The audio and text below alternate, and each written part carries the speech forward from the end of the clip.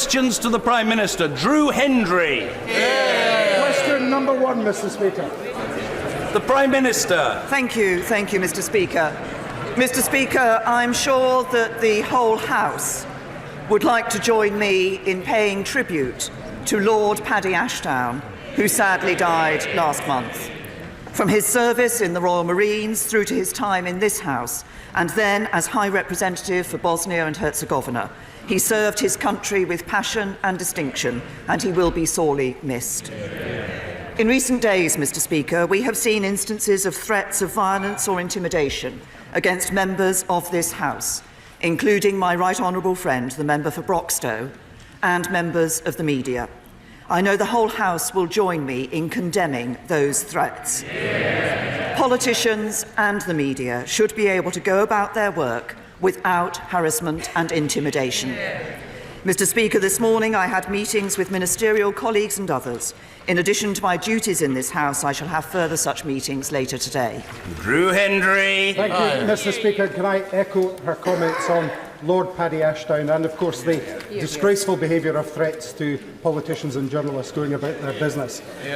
Mr. Speaker, like those in the rest of the UK, 235,000 EU nationals in Scotland were treated to a Christmas removal threat via social media from the UK Home Office, telling them to register if they want to stay in the UK after December 2020. Friends, neighbours, colleagues, people vital to the Scottish economy, shamefully told to pay to stay in their own homes.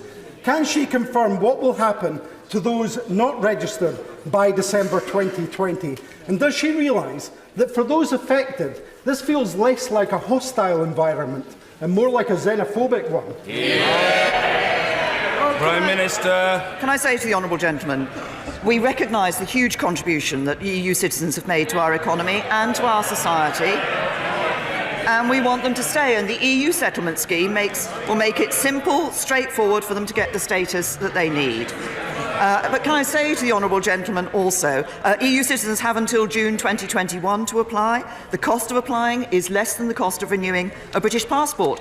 But if he is concerned about the interests of EU citizens, then he can back the deal which enshrines the EU citizens' rights. Tom Pursglove. Thank you, Mr. Speaker. The government's commitment to the Armed Forces Covenant is commendable, as is its focus on reducing reoffending. Care After Combat is doing remarkable work in this area, and their veterans have a reoffending rate of 8% compared to a national average on leaving prison of 45%, saving the government £20 million. Will my right honourable friend therefore convene a cross-government effort to not only shore up Care After Combat's work, but to look to expand it nationally? Well, my Minister has raised a very important issue, and first of all, I'd like to pay tribute to those who've served in our armed forces for their courage and their commitment. I'd also like to pay tribute to the vital work that Care After Combat undertakes. My honourable friend is absolutely right on that. Now, we have a range of measures in place to support those who've served in the armed forces who then find themselves in the criminal justice system, and prisons tailor rehabilitative work to the individual needs, helping to reduce the risk of reoffending when they're released from prison. But the point my honourable friend makes about the excellent record of Care After Combat is a very good one, and I'm sure that a minister from the Ministry of Justice will be happy to meet with him to discuss this further. Jeremy Corbyn. Thank you, Mr. Speaker. I joined the Prime Minister in paying tribute to Paddy Ashdown. He was elected to Parliament at the same time as me in 1983. He was a very assiduous constituency MP. He was a very effective Member of Parliament, and he and I spent a lot of evenings voting against what the Thatcher Tory government was doing at that time. I also, Mr. Speaker, agree with the Prime Minister on the point she made about intimidation of members of Parliament and representatives of the media outside this building, as happened a few days ago when the member for Broxtowe and Owen Jones of The Guardian were intimidated outside this building, and I send my support and sympathy to both of them. But we also have to be clear, Mr. Speaker, that intimidation is wrong outside this building, as it is wrong in any other aspect of life in this country, and we have to create a safe space. We have to create a safe space for political debate. You see what I mean, Mr. Speaker? I'm calling for a safe space for political debate. Order, we've got a long way to go. The questions will be heard and the answers will be heard. No amount of heckling, no amount of noise will make any difference to that simple fact. Jeremy Corbyn. Mr. Speaker, I also am sure the whole House would join me in wishing a speedy recovery to the 2 British soldiers who were injured in Syria last week. The Prime Minister scrapped the Brexit vote last month and promised legally binding assurances would be secured at the December EU summit. She failed. She pledged to get these changes over the recess. She failed. Isn't the Prime Minister bringing back exactly the same deal she admitted would be defeated 4 weeks ago? Prime Minister. Can I first of all say to the right honourable gentleman, I absolutely agree with him that there is no place for intimidation in any part of our society. Politicians do need to be able to have a safe space in which to express their opinions, many of which are passionately held. And I hope he will now ask his Shadow Chancellor to withdraw or apologise for the remarks that he made about the former Secretary of State for Work and Pensions. On the matter of Brexit that the right honourable gentleman has raised, perhaps let me update the House. The conclusions of the December European Council went further than before in seeking to address the concerns of this House, and they have legal status. I've been in contact with European leaders since then about MPs' concerns. These discussions have shown that further clarification on the backstop is possible, and those talks will continue over the next few days. But we're also looking at what more we can do domestically to safeguard the interests of the people and businesses of Northern Ireland. And that's why this morning we published a package of commitments that give Northern Ireland a strong voice and role in any decision to bring the backstop into effect. We've also been looking at how Parliament can take a greater role as we take these negotiations on to the next stage. And so I can tell the House that in the event that our future relationship or alternative arrangements are not ready by the end of 2020, Parliament will have a vote on whether to seek to extend the implementation period or bring the backstop into effect. And the Secretary of State for exiting the European Union will be saying more about this during his opening speech in the forthcoming debate. Jeremy Corbyn. Mr. Speaker, no amount of window dressing is going to satisfy members of this House. They want to see clear legal changes to the document that the government presented to this House. The Foreign Secretary said the Prime Minister has not been asking for anything new in her discussions with the European Union. She doesn't tell us. So doesn't that tell us that the Prime Minister has been recklessly wasting time, holding the country to ransom with the threat of no deal in a desperate attempt to blackmail MPs to vote for her hopelessly unpopular deal? Prime Minister. The right honourable gentleman can say what he likes about no deal, but he opposes any deal that the government has negotiated with the European Union. He opposes the deal.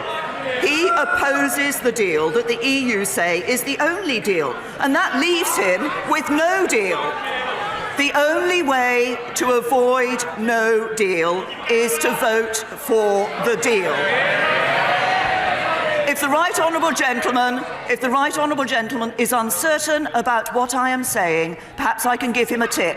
He might like to use a lip reader. Jeremy Corbyn.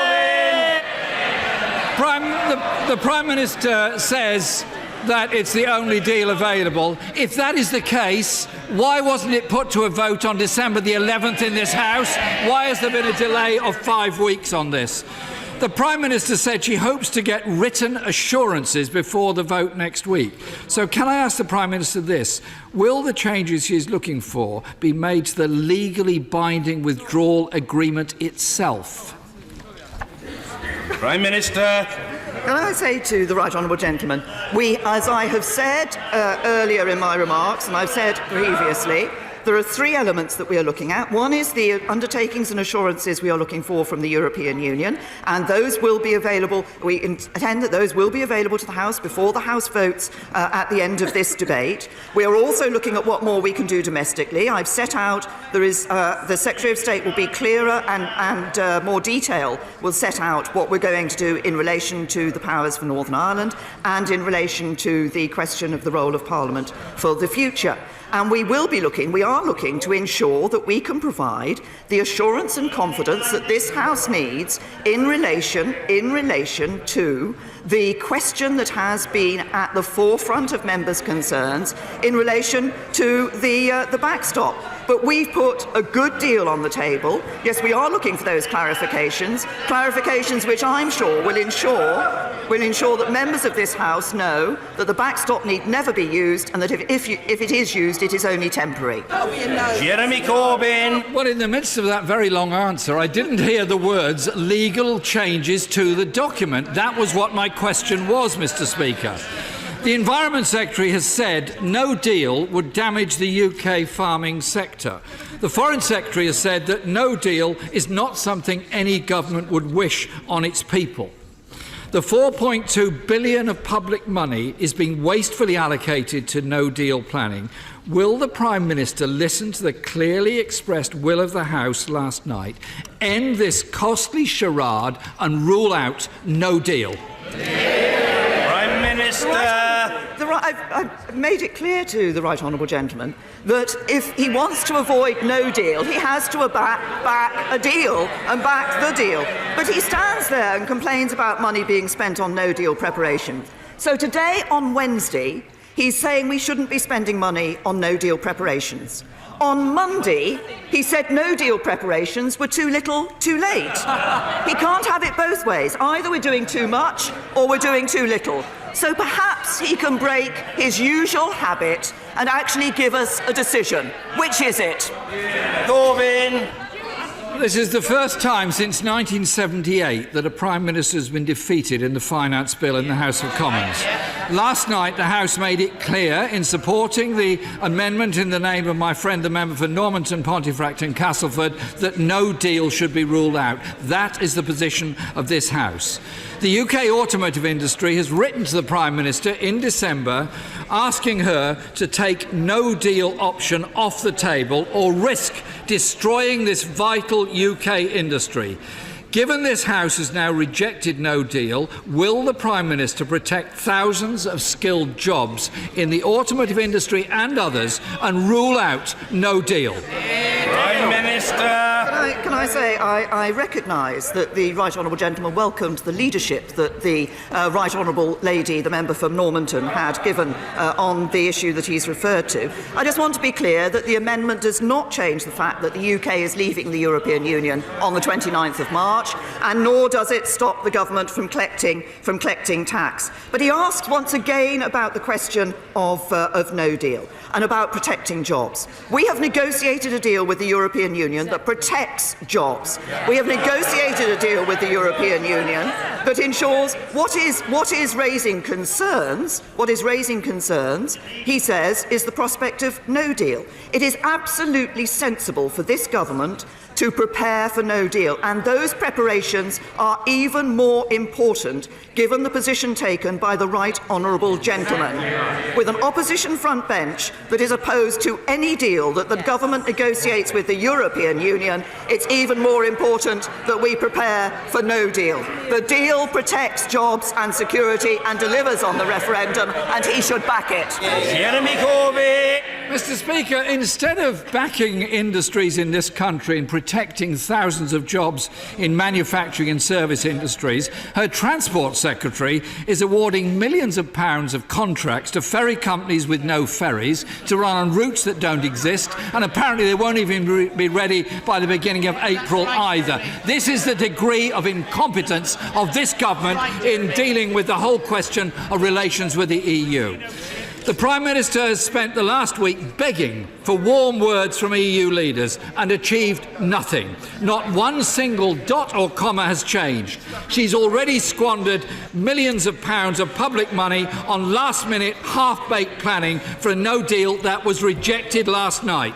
So if her deal is defeated next week, as I hope and expect it will the Prime Minister do the right thing and let the people have a real say and call a general election? Prime Minister. They've all got their mouths. No, we've put a good deal on the table that protects jobs and security. But I noticed in all of that we still don't know what Brexit plan the right honourable gentleman has. I was rather hoping as he went through that he might turn over a page and actually find a Brexit plan. Because what do we know about the right honourable gentleman? He's been for and against free movement. He's been for and against the customs union. He's been for and against an independent trade policy. He was a Eurosceptic. Now he's pro the EU. He wanted to trigger Article 50 on day one. Now he wants to delay it. He didn't want money spent on no deal. Now he says it's not enough. The one thing we know about the right honourable gentleman is his Brexit policies are the many, not the few.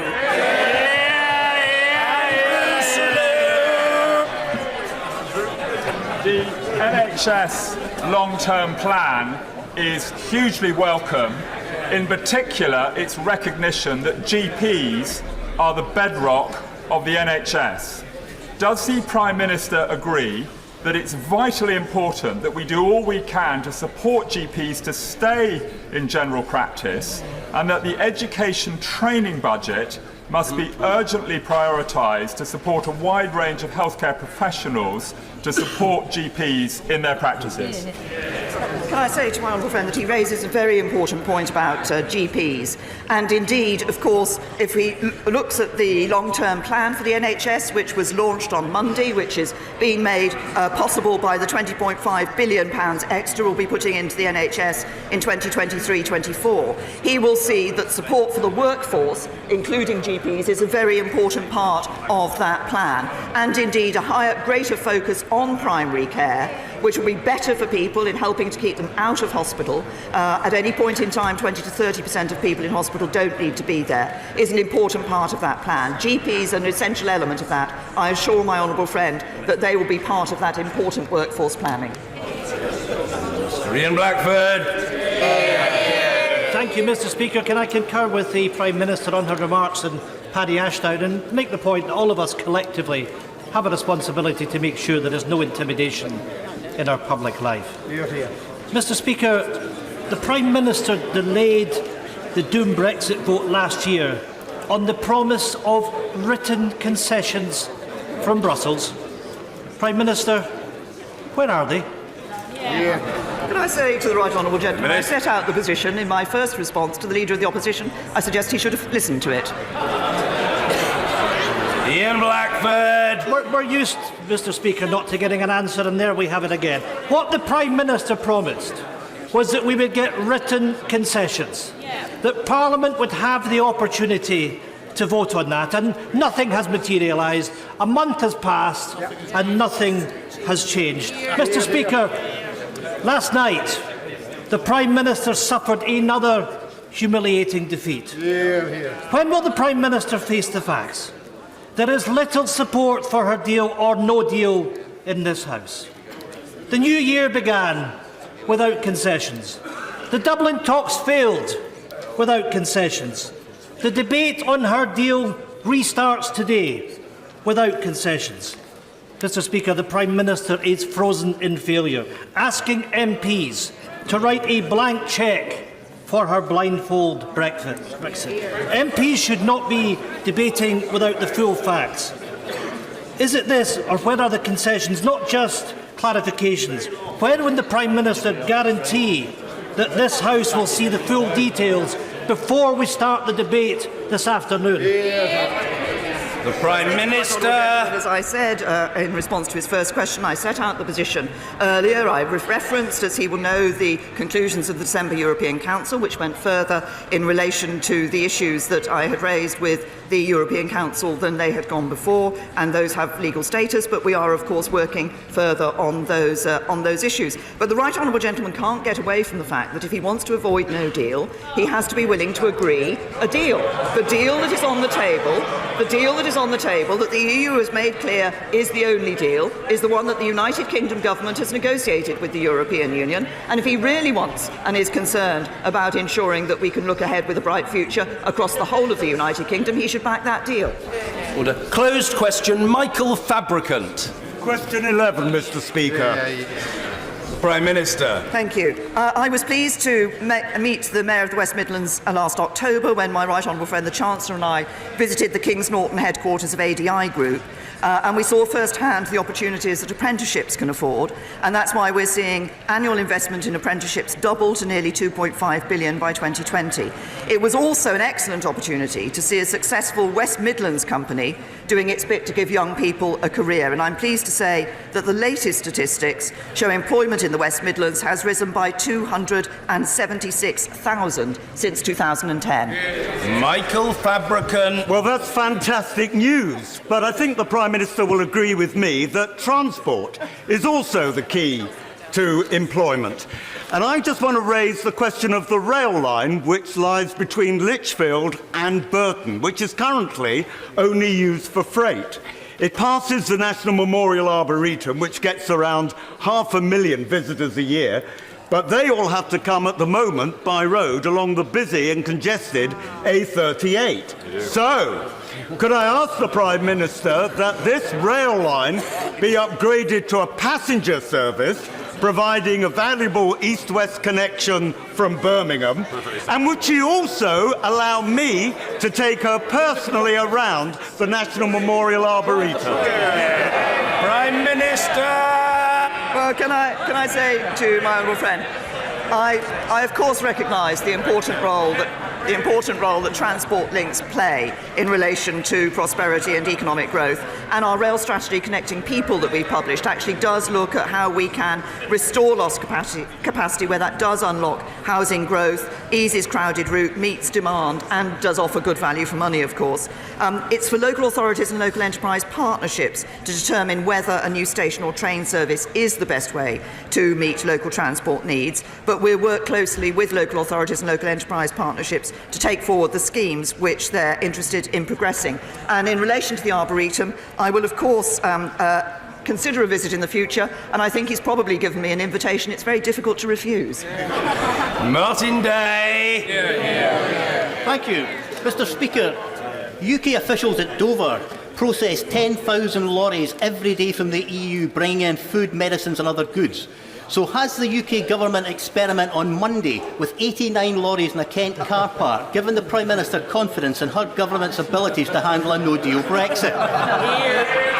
Prime Minister. The government is doing exactly what it is necessary and sensible for a government to do, which is making the preparations for no deal and ensuring that we test those preparations. But I come back to the point that if the honourable gentleman is worried about the consequences of no deal, then he should back the deal. Mr. Kenneth Clarke. Mr. Speaker, it seems to be plain to anyone who's listened to most of the debates in this House that there is no majority for any proposition on our future relationships with the European Union in this House of Commons, except the majority that is clearly against leaving with no deal. I propose to vote for the Prime Minister's withdrawal agreement, but I doubt whether it will pass. And if it is passed and we get into a transition, there is no majority or consensus on what the government is supposed to be negotiating for in the years that will follow that will settle our future political and economic relationships with Europe. So the Prime Minister has to be flexible on some things. So would she consider, if she loses the debate next Tuesday, moving to the obvious step in the national interest of delaying or revoking Article 50 to consider what the British actually want? The Prime Minister. First of all, can I say to my right honourable and learned friend that he said that he referenced the withdrawal agreement and said that there was no position in relation to what the future relationship should be. Of course, the framework for that future relationship, in greater detail than many had expected, is set out in the political declaration, which is the instructions to the negotiators for the future. But I think in that circumstance, it is right that we consider the role that Parliament would play as those negotiations go forward in ensuring that we get that future relationship right. I believe it is possible to have that future relationship, which is deep and close with the European Union, but gives us the freedom to do what we want to do, which is to have independent trade policy and develop trade agreements and trade arrangements with the rest of the world. John Speller. Thank you, Mr. Speaker. Can I welcome the crackdown on cold calling to fleece pension pensioners out of their hard-earned pension pots. But isn't this just dealing with the symptoms rather than the underlying cause, which is the ill-judged free-for-all pension changes introduced by her friend, the previous Chancellor George Osborne, which gave the green light to the shysters and the spivs? What's she going to do about that? Prime Minister. What the changes that were made by the government and introduced by the previous Chancellor of the Exchequer did was actually gave pensioners more flexibility and more freedom in relation to how to use their own money. Nonsense! And then Gerald Gillen. Mr. Speaker, every member of this House knows that drivers and commuters want greater investment to repair our roads and upgrade our existing railway services. Yet we are wasting money on a deeply unpopular project where the management has failed, the costs are out of control, and which will end up costing the taxpayer more than £100 billion. That's about £300 million per mile of track. Why can't we face up to reality, Prime Minister, and cancel HS2 and spend the money on the people's priorities for transport rather than on this overpriced project which will never deliver value for money for the taxpayer? Prime Minister. Can I say to my right honourable friend, first of all, we recognise the concerns that people have about their roads, particularly about issues like potholes in their roads, which is precisely why my right honourable friend, the Chancellor of the Exchequer, has made more money available to address those issues. On the question of HS2, HS2 is not just about a high-speed railway. It is actually about ensuring we have the capacity that is needed on this particular route, because the capacity on the West Coast Main Line, we're already reaching capacity. We're already seeing HS2 spreading prosperity. It's encouraging investment. It's rebalancing our economy. And that's 10 years before the railway even opens. We've seen 7,000 jobs created across the UK and 2,000 businesses across the UK delivering HS2, and it will bring tens of billions of pounds worth of benefits to passengers, suppliers and to local communities up and down the route. Sir Edward Davey. Can I thank the Prime Minister for her words about Lord Ashdown, our friend Paddy. Paddy was loved on these benches, and I believe he was respected across the House and across the country, and we will miss him deeply. Mr. Speaker, an unusual thing happened last night. Conservative MPs and opposite MPs united. Leavers and Remainers united. United to back my proposal for review of retrospection in a law called the Loan Charge, which offends against the rule of law and has caused misery to tens of thousands of people.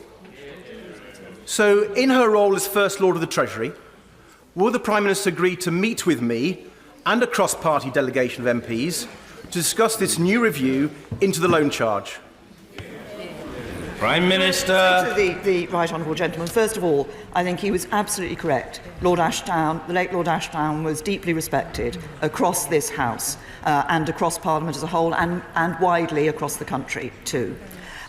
In relation to the question that he's put about the review on the issue on the loan charge, he goes like that. Yes, I've got the point that he was trying to make.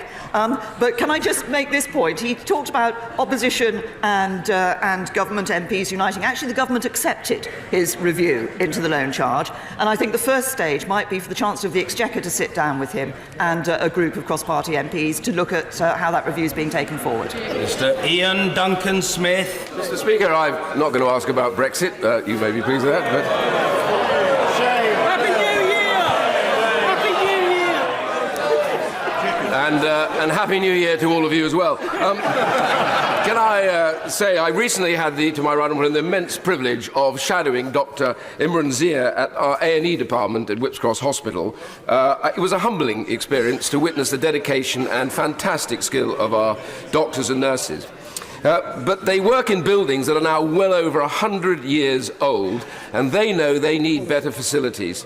Now, I have to say to her that whilst the NHS, the department, has set the development of whips at the top of the North East London priority, in December they announced our programmes across London for investment. Yet again, North East London was not included.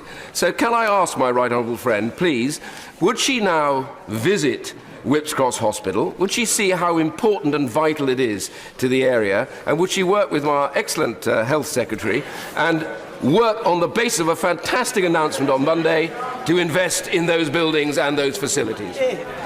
Well, Prime Minister. Again, my right honourable friend has issued an invitation that it is. I will certainly look at the possibility of taking him up on that invitation. He makes an important point at the end there about the announcement that we made on Monday.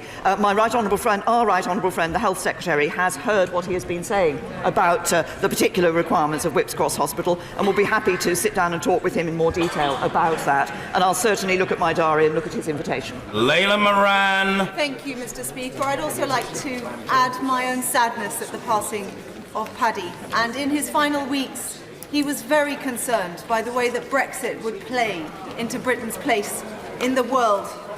Brexit is clearly, for example, in Russia's geopolitical interest. And it was chilling to hear Vladimir Putin parroting exactly the words of the Prime Minister on why we should not be holding a referendum to, quote, fulfil the will of the people.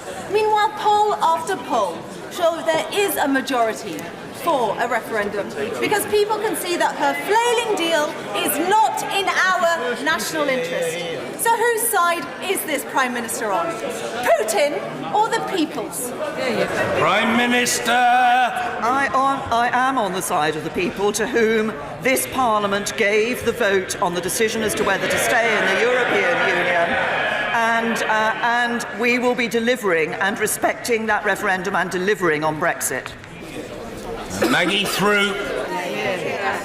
I'm delighted that we've been able to deliver on our manifesto commitment to introduce an energy price cap. Can my right honourable friend outline how this price cap will benefit my constituents across Erewash? Yes. Well, can I say to my honourable friend, the fact that the energy price cap has now come in, I think, is a very important step that this government has taken. I think it's something like 11 million households will benefit from the price cap. It will be saving households money as a result of what this government has done, because we recognise the concern people had about energy prices, and it's this government that has acted to deliver, and her constituents in Erewash will see a benefit as a result. Jill Furness. Mr. Speaker, many of my constituents are employed in the Sheffield steel sector, a beacon of innovation and manufacturing. UK Steel, the body representing steel companies, has been clear that a no deal would be nothing short of a disaster for the sector. Will the Prime Minister confirm she will not be so irresponsible as to consider the option of a no deal and reassure my constituents who are worried about their jobs and their future? Prime Minister. To the honourable lady, that I absolutely respect and recognise the role that the steel industry is playing in the United Kingdom. As you know, over recent years, government has taken steps to support the steel industry. She talks about the issue of whether or not we should leave the European Union without a deal. I have been working to ensure that we have a good deal when we leave the European Union. That is the deal that is on the table. And anybody who doesn't want no deal has to accept that the way to ensure there is no deal is to accept and vote for the deal. Hugh Merriman. Thank you very much, Mr. Speaker. On Tuesday, I should be voting for the Prime Minister's withdrawal agreement. But can I ask the Prime Minister to consider one particular aspect for which I must declare a rather rash... Order. The question from the honourable gentleman must be heard. And as I scarcely heard what he said, I think the honourable gentleman should start again and deliver it. Yes, he should start again and deliver it in full. Mr. Hugh Merriman. Mr. Speaker, I wear my Arsenal tie. Unfortunately, the terraces here are not quite as well behaved as they are at the Emirates. Mr. Speaker, as I was mentioning, I will be voting for the Prime Minister's deal on Tuesday. There is one particular aspect I would like the Prime Minister to look at, for which I have to declare a rather rash financial interest. It relates to page 33 of the withdrawal agreement, where citizens' residency can either be provided free by the UK government or commensurate to existing cost. I rather foolishly, in a Brexit meeting in Bexhill, was so confident that this would be free by the government that I offered to pay the charge to one particular European citizen who was not quite as confident. Mr. Speaker, my question to the Prime Minister is, surely, given this was a decision by the UK public, Surely we should be welcoming our friends, our neighbours, our essential workforce from the EU and offering this charge free so that they can stay in this country at our cost. The Prime Minister. To my honourable friend, obviously I recognise the concern that he's raised. The fee of £65 to apply for status under the scheme is in line with the current cost of obtaining permanent residence documentation, and it will contribute, of course, to the overall costs of the system.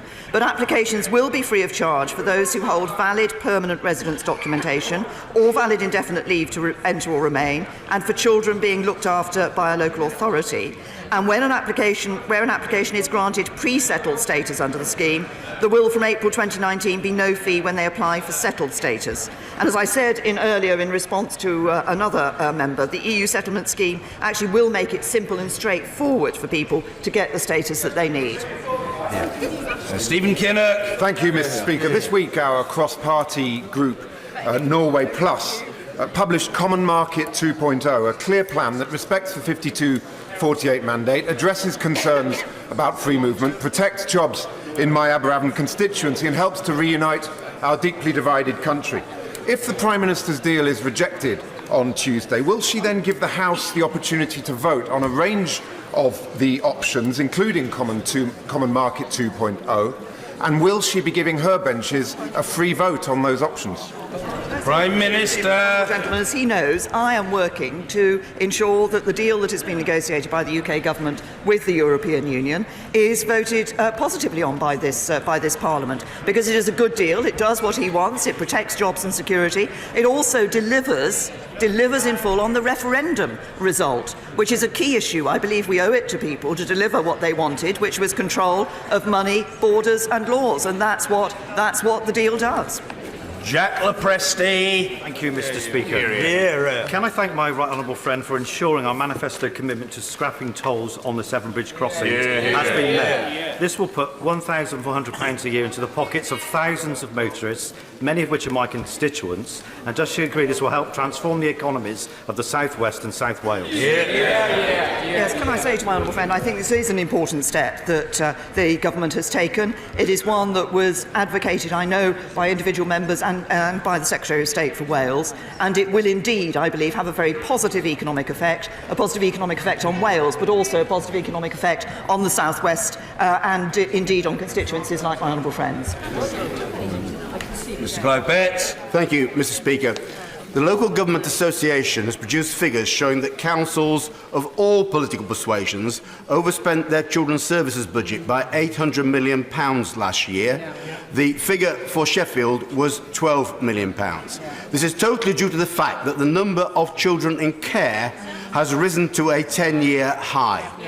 In the light of that pressure, does the Prime Minister accept that the £84 million over 5 years offered by the Chancellor in the budget is totally inadequate? And without extra funding, either these vulnerable children will not get the care they need, or the other important services, such as parks and libraries, will get further cuts at a time the Prime Minister has told us that austerity has come to an end.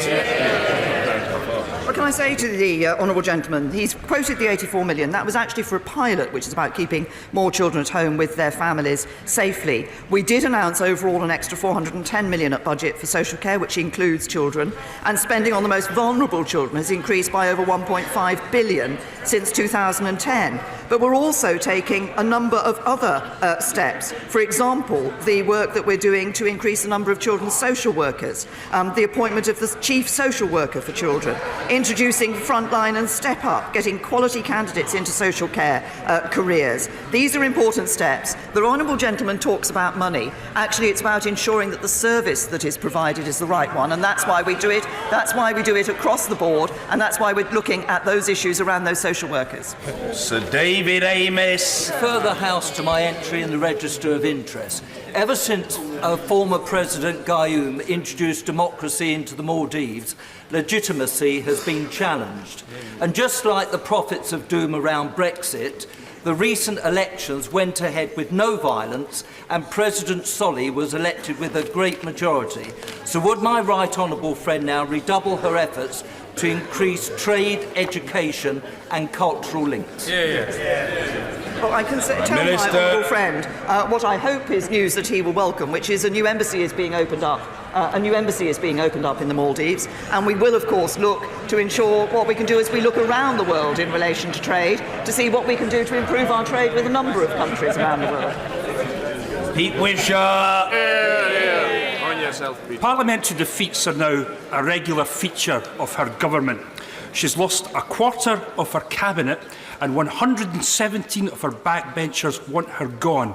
Her deal is as dead as the deadest dodo. How many more indignities can this Prime Minister endure before she realises that she is the biggest part of this problem? And for goodness sake, just go. Prime Minister. The UK government has negotiated a deal with the European Union which delivers on the referendum result. I know the honourable gentleman doesn't want to deliver on the referendum result. He wants to ensure that the UK stays inside the European Union. Talking about the economy at the same time as he also supports taking Scotland out of the Union of the United Kingdom, which is much more important economically for the people of Scotland. The people of Scotland know that remaining in the United Kingdom is their best future. Mrs. Anne Main. Very much, Mr. Speaker. Volunteering services are enormously important, and none more so than the RNLI, who put their lives at risk, and often are rescuing people who are making perilous crossings to try and get into this country as well. Isn't it time that we looked at the funding associated with the RNLI? Many people think it's a service that is funded by the government, and it's time we gave some money towards it. Well, Prime Minister. He is absolutely right about the absolutely vital role that the RNLI play. And of course, the RNLI, as she says, many people don't realise the RNLI is entirely funded by voluntary contributions. And I would pay tribute to all those across the country who raise funds for the RNLI, including, if she may allow me, the Sonning branch in my own constituency. Rachel Maskell. Thank you, Mr. Speaker. York has been in shock as we have learnt that 11 homeless people in our city died last year. And whilst we know this is an issue across the nation, we know substance misuse services have been cut. We know the social housing hasn't been built in our city, and we know that mental health services are desperately underfunded and understaffed. Prime Minister, I don't want to hear what you have done, because clearly it has failed. I want to know what you're going to do differently so no homeless person dies this year. Prime Minister. Every death of someone, homeless or sleeping rough on our streets is one too many. And that's why, we have the commitment in relation to rough sleeping to ending it by 2027 and halving it by 2022. We've committed, she says she doesn't want to know what we've done, but we have committed over 1.2 billion to tackle homelessness and rough sleeping. And she mentions mental health service and asks what are we going to do in the future. What we're doing in the future is putting an extra 2.3 billion into mental health services to ensure that we're providing those mental health services for those people who sadly currently are not able to access them.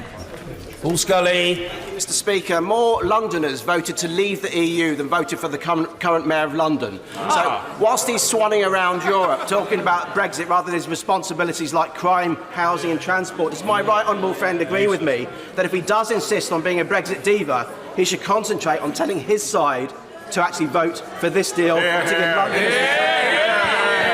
Prime Minister. To my honourable friend, I absolutely agree, and that what the Mayor of London should be doing is looking at what delivers on the overall vote of the people of London, and what on the vote that my honourable friend referred to in terms of the people of London, and on what delivers in a way that protects the best interests of Londoners, and that is to vote for this deal.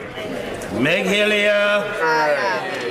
Mr. Speaker, the Prime Minister has had 20 dancing rebels, has promised 5 golden trade agreements and has had 1 big defeat. And yet she still can't find her withdrawal agreement. Has she checked her pear tree? Prime Minister. I think it was a good attempt, but Christmas happened a couple of weeks ago. Dr. Julian Lewis.